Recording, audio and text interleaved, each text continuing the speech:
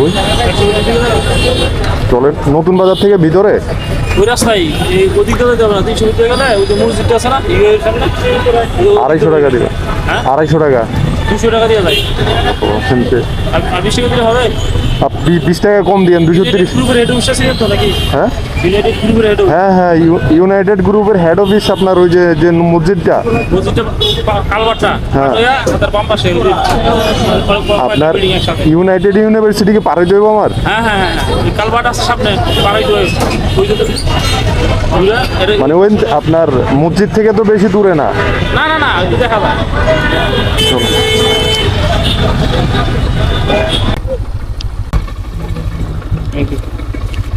ও 20 টাকাই দিলেন।